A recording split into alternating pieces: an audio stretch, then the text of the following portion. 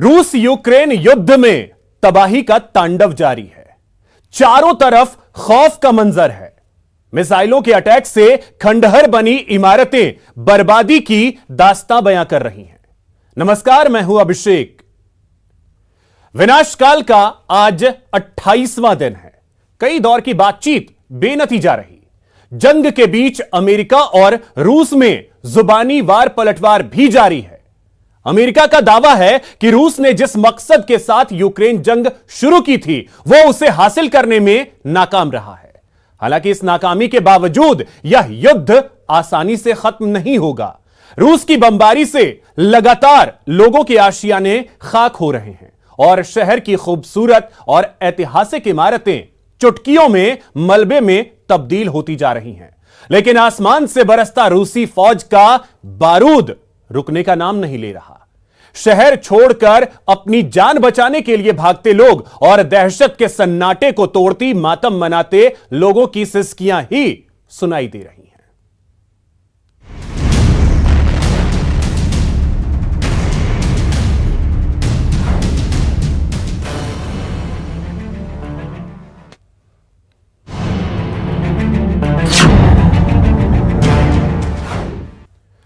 तो रूस यूक्रेन युद्ध के बीच एक बड़ी खबर है। आपको बता दें, जर्मन चांसलर ओलाफ स्कोल्ज का बड़ा बयान सामने आया है। रूसी राष्ट्रपति पुतिन से जर्मन चांसलर की अपील, यूक्रेन में बायोलॉजिकल वेपन इस्तेमाल नहीं करे। रूस को केमिकल वेपन का इस्तेमाल नहीं करने की सलाह दी है जर्मन चांसलर ने। यह बड़ी खबर आपको बता दें, जर्मनी के चांसलर ने एक अपील की है रूस से कि वो केमिकल वेपन का इस्तेमाल इस युद्ध में न करे, बायोलॉजिकल वेपन का इस्तेमाल रूस न करे। यह कहा है जर्मनी के चांसलर ने। उन्होंने रूसी राष्ट्रपति व्लादिमीर पुतिन से यह अपील की है। बड़ी खबर रूस और यूक्रेन युद्ध के बीच।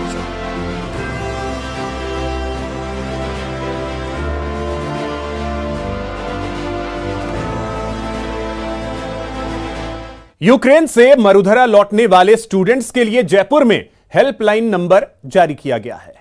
जयपुर में 1800-1800-018 टोल फ्री हेल्पलाइन सेवा शुरू की गई है ताकि वहां से लौटने वाले छात्रों को मानसिक और भावनात्मक परामर्श दिया जा सके।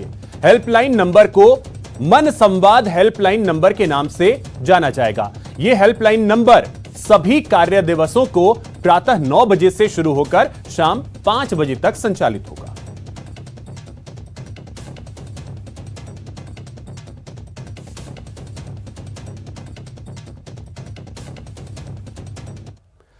रूस यूक्रेन जंग का आज 28वां दिन है। जंग के बीच अमेरिका और रूस में जुबानी वार पलटवार जारी है। अमेरिका का दावा है कि रूस ने जिस मकसद के साथ यूक्रेन के साथ जंग शुरू की थी वो उसे हासिल करने में नाकाम रहा है। हालांकि इस नाकामी के बावजूद यह युद्ध आसानी से खत्म नहीं होगा। अमेरिका के इन दावों पर क्रेमलिन के प्रवक्ता दिमित्री पेस्कोव ने दो टूक लहजे में कहा कि यूक्रेन युद्ध हमारे प्लान के मुताबिक ही चल रहा है। इसके साथ ही उन्होंने स्पष्ट कर दिया कि रूस परमाणु हथियारों का इस्तेमाल तभी करेगा जब उसके अस्तित्व को खतरा होगा।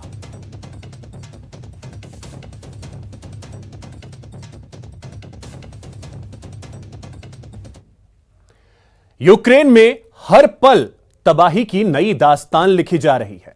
युद्ध के 28वें दिन भी बमबारी और मिसाइल से हमले जारी हैं। रूस की ओर से लगातार हो रहे हमले की वजह से यूक्रेन में तबाही मची हुई है और लाखों लोगों की जान खतरे में है।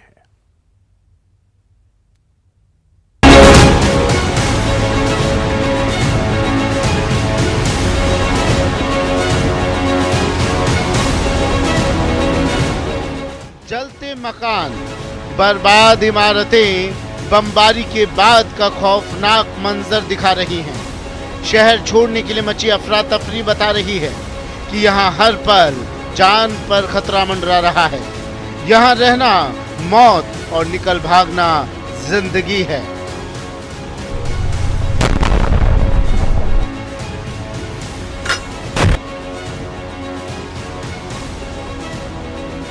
रूस और यूक्रेन के बीच जारी जंग खत्म होने का नाम नहीं ले रही।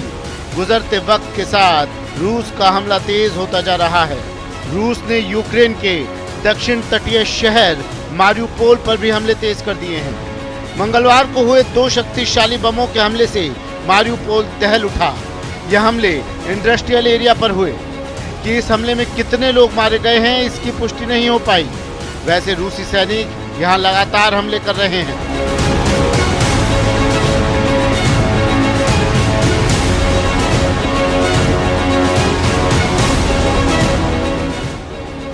मारियुपोल पर कब्जे का दावा भी किया जा रहा है, जिसे पूरी तरह नकारा भी नहीं जा सकता, क्योंकि हालात लगातार बिगड़ते जा रहे हैं। इससे पहले मारियुपोल में रूसी सेना के शहर के अंदर तक घुसने की खबर आई थी। मारियुपोल पर लगातार बम बरसाए जा रहे हैं।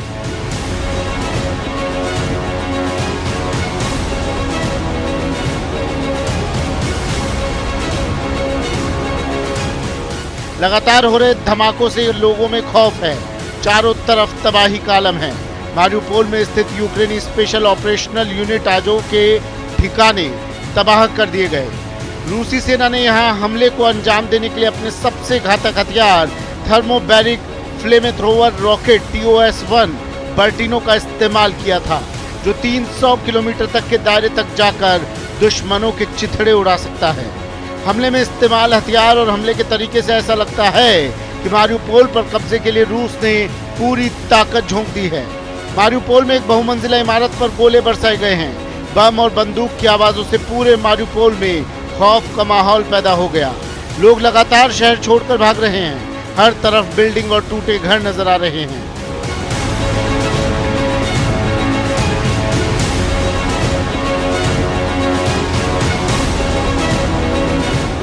जो लोग किसी तरह अपनी जान बचा पाए हैं वो सड़कों पर रहने को मजबूर हैं। यूक्रेन के मुताबिक रूस की सेना ने मारियुपोल की घेराबंदी कर रखी है। शहर में बिजली, पानी और गैस की आपूर्ति बंद हो गई है। यूक्रेन आरोप लगा रहा है कि रूस ने शहर के लिए मानवीय मदद का रास्ता भी रोक दिया है। अभी भी शहर में करीब 3 लाख लोगों के फंसे होने की खबर है। रूसी सेना ने पहले ही मारियुपोल का संपर्क अजोव सागर से काट दिया है।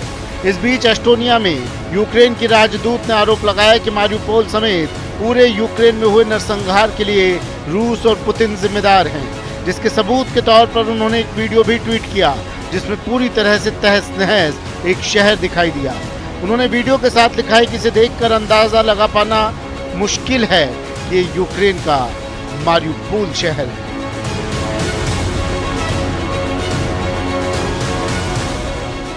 ऐसा इसलिए क्योंकि वहां हर तरफ जलते मकान और बर्बाद इमारतें ही नजर आई। इसके साथ ही उन्होंने यूक्रेन में हुए नरसंहार के लिए रूस की फौज और राष्ट्रपति पुतिन को जिम्मेदार ठहराया। यूक्रेन के मुताबिक रूस ने अस्पताल, चर्च और अनगिनत रिहायशी इमारतों पर हमले किए हैं।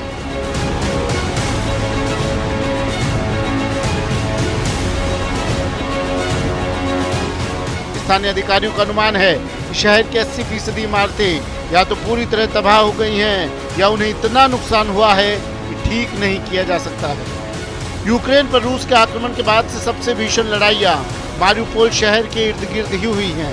मारियुपोल के अधिकारियों का कहना है कि अब तक की लड़ाई में शहर में कम से कम 2500 लोग मारे जा चुके हैं। हालांकि उनका यह भी कहना है कि वास्तविक संख्या इससे कहीं ज्यादा हो सकती है।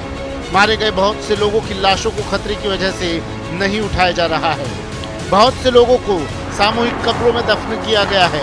एक आंकड़े के मुताबिक अब तक 40,000 लोग शहर छोड़ चुके हैं, जबकि 20,000 लोग शहर से सुरक्षित निकाले जाने का इंतजार कर रहे हैं। आम नागरिक निजी वाहनों में शहर छोड़कर जा रहे हैं। कुल मिलाकर रूस मारियुपोल पर कब्जा करने के लिए जी जान से लगा है।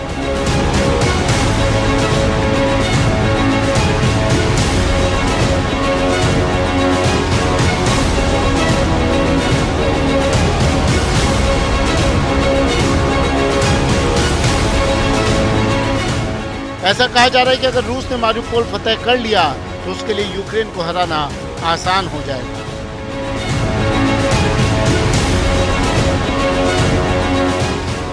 अजोव सागर के तट पर बसा ये बंदरगाह शहर यूक्रेन के लिए रणनीतिक रूप से बेहद अहम है। अगर रूस इस पर कब्जा कर लेता है तो रूस समर्थित अलगाववादी लड़ाकों के नियंत्रण वाले पूर्वी क्षेत्रों दोनेत्स्क और लुहांस्क और रूस के नियंत्रण वाले क्रीमिया के बीच सड़क मार्ग स्थापित कर पाएगा। गौरतलब है कि रूस ने साल 2014 में क्रीमिया पर काफी आसानी से कब्जा कर लिया था, लेकिन फिलहाल यूक्रेन की सेना रूसी सैनिकों की कार्रवाई का भरपूर जवाब दे रही है।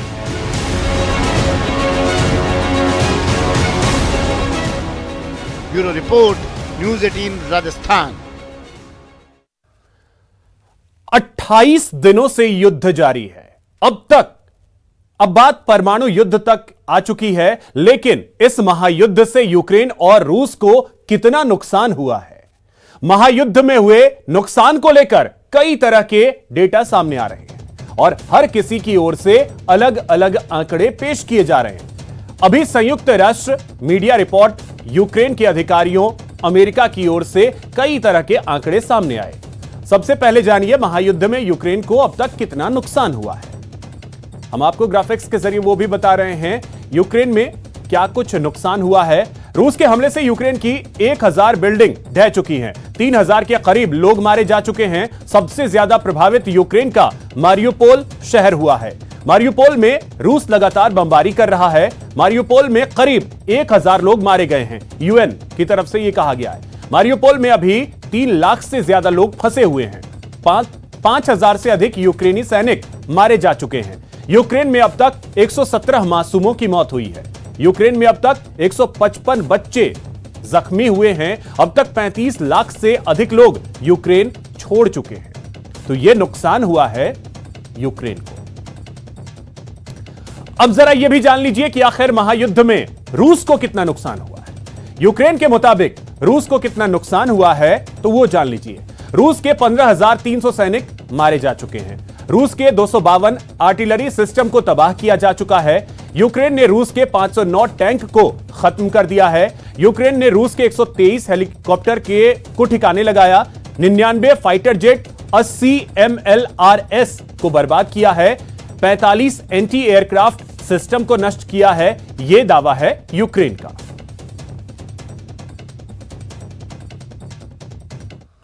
यूक्रेन ने रूसी बलों पर लुहांस्क क्षेत्र के सेवेरोडोनेत्स्क में बच्चों के अस्पताल पर गोलाबारी का आरोप लगाया, जिससे अस्पताल की छत पर आग लग गई। गनीमत यह रही कि 7 बच्चों और 15 वयस्कों को अस्पताल से निकाल लिया गया।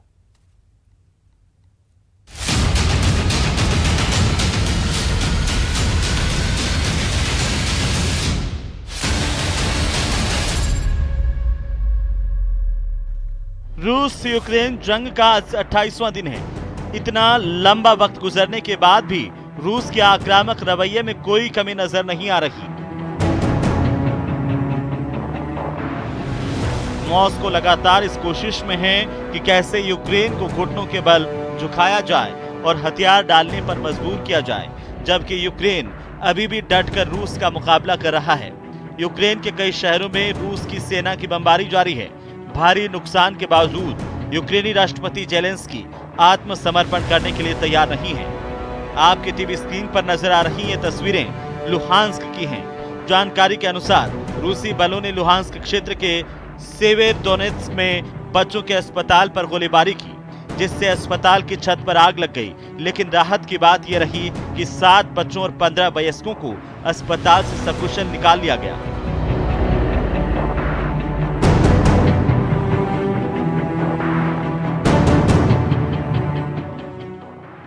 इसी बीच यूक्रेन ने दावा किया है कि रूसी सेना की बमबारी में लुहांस्क प्रांत में अब तक 124 लोगों की मौत हो चुकी है और 103 लोग घायल हो चुके हैं।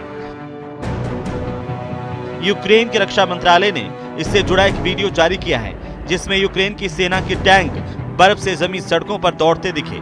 टैंक पर सवार जवान रूसी हमले में मारे गए लोगों की तलाश कर रहे थे, ताकि सम्मान से उनका अंतिम संस्कार किया जा सके। यूक्रेन के सैनिकों ने झाड़ियों के अंदर भी शवों की तलाश की, जिसके बाद उन्हें कुछ शव अंदर पड़े मिले। आपका मन खराब ना हो, इसीलिए तस्वीरें धुंधली कर दी गई हैं।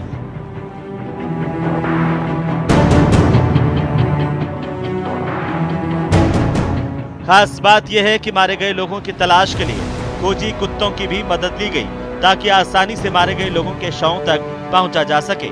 गौरतलब है कि पुतिन ने यूक्रेन के जिन 2 प्रांतों को स्वतंत्र घोषित किया है उनमें डोनेत्स्क और लुहांस्क हैं। लुहांस्क को पहले वोरोशिलोवग्राद के नाम से जाना जाता था। यह शहर भी डोनेत्स्क की तरह डोनबास क्षेत्र का हिस्सा है और रूस के साथ सीमा साझा करता है। यूक्रेन का आरोप रहा है कि रूस डोनेत्स्क और लुहांस्क क्षेत्र के बागियों को सपोर्ट करता है। 2014 में यूक्रेन के क्रीमिया क्षेत्र पर रूसी कब्जे के बाद से डोनेत्स्क और लुहांस्क के अलगाववादियों ने इन दोनों क्षेत्रों को अलग अलग देश घोषित कर दिया था। रिपोर्ट्स बताती हैं कि पिछले करीब 10 सालों में यूक्रेनी सेना और अलगाववादियों के बीच हुए संघर्ष में अब तक 15,000 से ज्यादा लोगों की मौत हो चुकी है। 16 मई 2014 को डोनेत्स्क में जनमत संग्रह के बाद नई सरकार का गठन किया गया। पीएम बने अलेक्जेंडर जकरचेंको।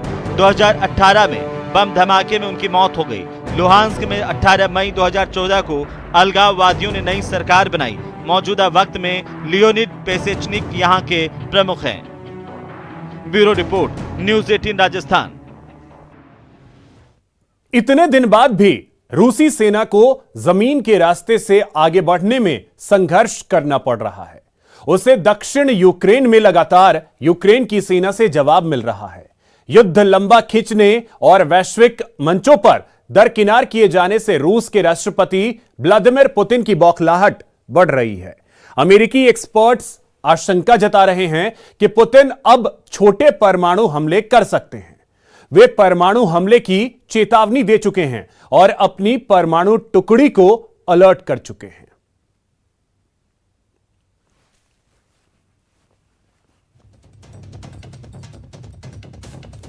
चीन के विदेश मंत्री द्वारा पाकिस्तान में इस्लामिक सहयोग संगठन के अपने भाषण में केंद्र शासित प्रदेश जम्मू और कश्मीर के संदर्भ में मीडिया के सवालों पर आधिकारिक प्रतिक्रिया देते हुए भारतीय विदेश मंत्रालय के प्रवक्ता अरिंदम बागची ने कहा कि हम उद्घाटन समारोह में अपने भाषण के दौरान चीनी विदेश मंत्री वांग यी द्वारा भारत के लिए अनावश्यक संदर्भ को खारिज करते हैं। उन्होंने कहा कि केंद्र शासित प्रदेश जम्मू और कश्मीर से संबंधित मामले पूरी तरह से भारत के आंतरिक मामले हैं। चीन सहित अन्य देशों के पास टिप्पणी करने का कोई अधिकार नहीं है। उन्हें ध्यान देना चाहिए कि भारत उनके आंतरिक मुद्दों के सार्वजनिक निर्णय से परहेज करता है।